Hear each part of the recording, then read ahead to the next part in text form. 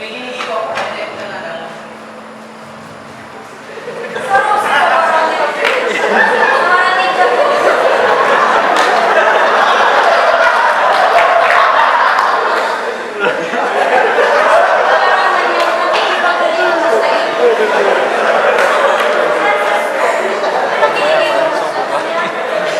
Patay ko ito.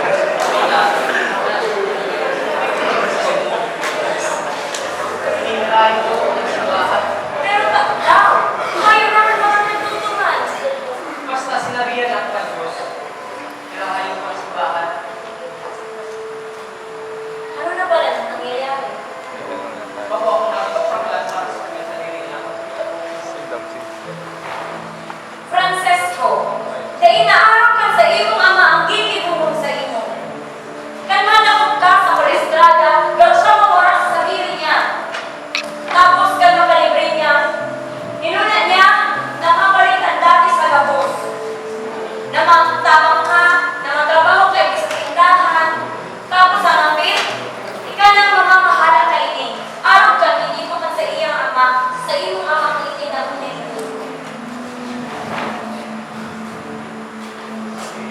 Ina.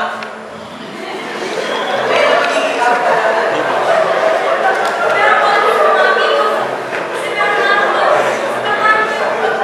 Magiging kami ko sila. pero dahil mo na sila nahihiling pa. Habang mo nang makiiba, makikawat man lang sa ita. Paano ka ng buhay, Francesco? Nagkikipagsilibra, kaiba ang mga matriputiyang ka. Taon-taon, pinapamaran ka rin ng hali ng pagkete.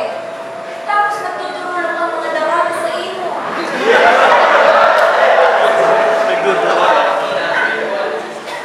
Mas palanda ang buhay ko niyan kaysa kay ito.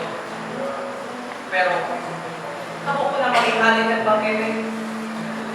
Gusto ko na pagserbihan ng halit at bangkete.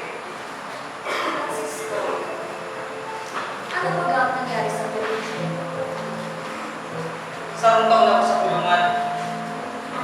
Sarong taon na ipag-isip. Makuyang sa iyong hirap pabalik mo.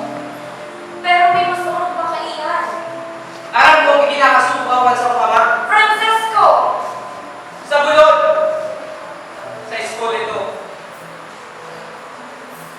Nagtuntok kami.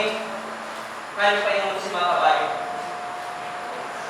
Binayaan niya ako naman. Kaya iyan dami ito. Kaya nawalat ako. Ikuhay ko ang sarong tingo. Nalagapos ako. Ang timo, kansang nagpupurahaw sa talag-talag. Kaya nagbalik ako sa sisi. Kasi nakatuman ako sa lamyan. Pagkatapos akong pahulayan ng Mother. Malit na akong manginibok. Ako ang sayang instrumento.